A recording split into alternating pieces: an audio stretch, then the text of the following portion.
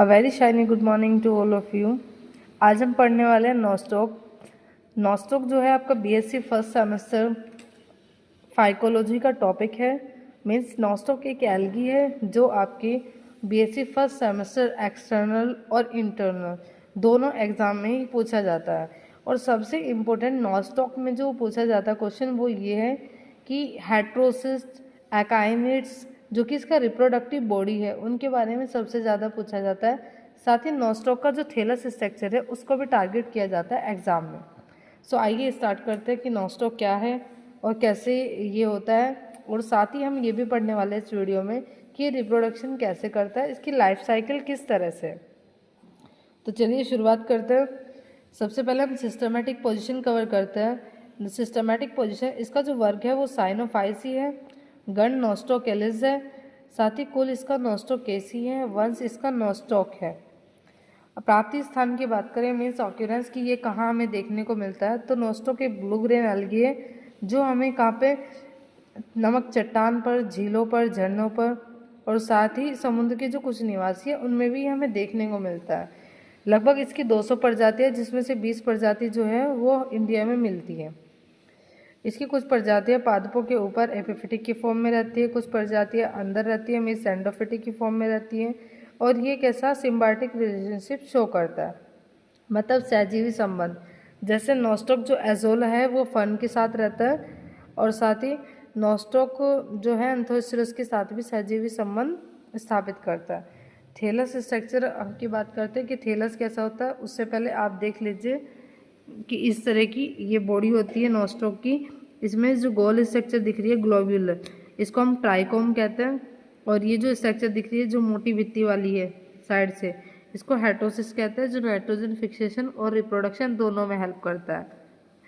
साथ ही हम देख रहे हैं कि कुछ एक्स्ट्रा ग्लोब्यूलर स्ट्रक्चर भी होंगी यहाँ पे जो इसमें शो नहीं हो रही है। इस तरह की जो स्ट्रक्चर होती है गोल, और इसके चारों तरफ क्या रहता है, हेटोसिस रहता है, सॉरी इसके दोनों साइड हेटोसिस रहता है, तो इस बॉडी को हम एकाइनेट्स कहते हैं। ये रिप्रोडक्टिव बॉडी है, ये इसका थैलस है। अब पढ़ते हैं नॉस्टॉक का जो बॉडी है वो थैलोइड होगा, क्योंकि जब हम एल्गी पढ़ते हैं हम सभी जानते हैं कि जो एल्गी है उनका जो बॉडी है वो कैसा होता है, थैलोइड होता है। इनके शरीर में कई धागे जैसी संरचनाएं होती है जैसे जिन्हें हम फिलामेंट कहते हैं। फिलामेंट कई गोल कोशिकाओं का बना होता है जो एक श्रृंखला की तरह मनके के रूप में व्यवस्थित होती है। जो भी मैंने दिखाई थी कि गोल कोशिकाओं का बना हुआ है, सभी कोशिकाएं समान होती है। पूरा फिलामेंट एक जिलेटिन का जो कवर है उससे कवरिंग रहता है। फिलामेंट में कोशिकाओं की एक चैन होती है जो मन के, मतलब जैसे मोती, जैसे आप दिख रहे हैं, जैसे वो होती है जो माला होती है गले में पहनने की, मोती होते हैं, उस तरह की स्ट्रक्चर हमें दिख रही है। तो वही ये कह रहा है कि मनके की जैसी स्ट्रक्चर होती है जिसे हम ट्राइकोम कहते हैं। फिलामेंट जो है हमारा, फिलामेंट मिलेटिनस मैट्रिक्स में कॉलोनी की तरह पाए जाते हैं। कोशिकाएं अंडाकार, गोलाकार और बेलनाकार होती है। साथ ही इसमें बड़ी मोटी भित्ति वाले जिसको हमने क्या कहा था अभी, हेटोसिस, जो कि इसमें हेल्प कर रहा है प्रजनन और नाइट्रोजन स्थिरीकरण में। सेल स्ट्रक्चर की अगर हम बात करें तो सेल स्ट्रक्चर जब हम देखते हैं, प्रत्येक कोशिका भित्ति किसकी, पेप्टिडोग्लाइकन की बनी होगी और वो मोटी कोशिका भित्ति होती है। साथ ही कोशिका का जो साइटोप्लाज्म है, कोशिका द्रव्य बाह्य रूप से क्रोमेटोप्लास्ट और आंतरिक से सेंटोप्लाज्म में विभाजित, मतलब कोशिका सेल का जो लिक्विड है जिसको हम कोशिका द्रव्य या साइटोप्लाज्म कहते हैं, वो दो पार्ट में डिवाइड रहता है, बाहर वाला क्रोमोप्लास्ट और अंदर वाला सेंटोप्लाज्म। क्रोमोप्लास्ट विभिन्न रंग के द्रव्य होते हैं जिसमें क्लोरोफिल, फाइकोसाइनिस, ये फाइकोएरिथ्रिन, ये सब पिगमेंट मिलेंगे। और नेक्स्ट हम देखते हैं इसका जो आंतरिक कोशिका द्रव्य है जिसमें इंसिपिएंट न्यूक्लियस होगा, एक नाभिकीय पिंड होता है जिसमें डीएनए बना हिस्टोन का होता है। ये यहाँ पे स्ट्रक्चर दिख रही है, इस तरह का ये नॉस्टॉक का स्ट्रक्चर होता है। ये हेटोसिस का स्ट्रक्चर है कि सेल वॉल है, क्रोमेटोप्लास्ट है, सेंटोप्लाज्म है, साइनोफाइसिन, ग्रेन्यूल्स है। फिर हम देखते हैं रिप्रोडक्शन इन नॉस्टॉक। तो रिप्रोडक्शन देखते हैं जब हम नॉस्टॉक में, तो रिप्रोडक्ट ये करता है डिफरेंट मेथड से। स्पेशली यहाँ पे सेक्सुअल रिप्रोडक्शन एब्सेंट होता है, देखो लिखा भी हुआ है नॉस्टॉक में लैंगिक प्रजनन अनुपस्थित होता है। इसमें सिर्फ वनस्पतिक प्रजनन, मतलब वेजिटेटिव रिप्रोडक्शन देखने को हमें मिलता है। तो वेजिटेटिव रिप्रोडक्शन जो होता है डिफरेंट मेथड से, जैसे फ्रेगमेंटेशन की जैसे फेवरेबल कंडीशन आएगी ये टूट जाएंगे फ्रेगमेंट की फॉर्म में और बाहर जाके नई कॉलोनी बना लेंगे।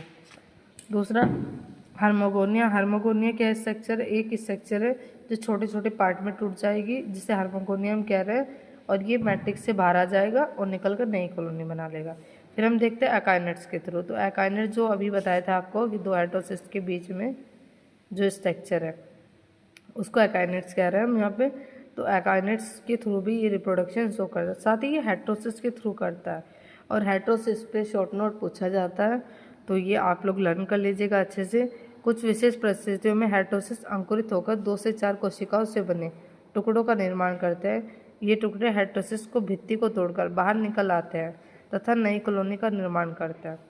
नोस्टॉक का आर्थिक महत्व, चूँकि जो एल्गी का इकोनॉमिक इम्पोर्टेंस है वो काफ़ी इम्पोर्टेंट है, आपके एग्जाम में पूछा जाता है, तो हमें पता होना चाहिए नोस्टॉक का आर्थिक महत्व क्या है।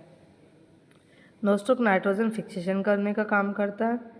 और नाइट्रोजन फिक्सेशन क्यों करता है? क्योंकि जो प्लांट है वो डायरेक्टली नाइट्रोजन नहीं ले सकता, तो वो क्या करता है, नाइट्रोजन को कन्वर्ट करते हैं किस में, नाइट्रेट या नाइट्राइट की फॉर्म में, तो उसमें हेल्प करता है नोस्टॉक। प्रोटीन और विटामिन सी की अधिकता होती है इसमें, साथ ही इसमें कार्बन डाइऑक्साइड को बायोफ्यूल में चेंज करने की कैपेसिटी होती है। पॉलीहाइड्रेट ब्यूट्रेट को संचित करता है, जो कि प्लास्टिक निर्माण में प्रिकर्सर है। क्षारीय भूमि में सुधार, जो क्षारीय जो मिट्टी होती है उसमें हेल्प करता है उसको सही करने में। Okay, thank you so much.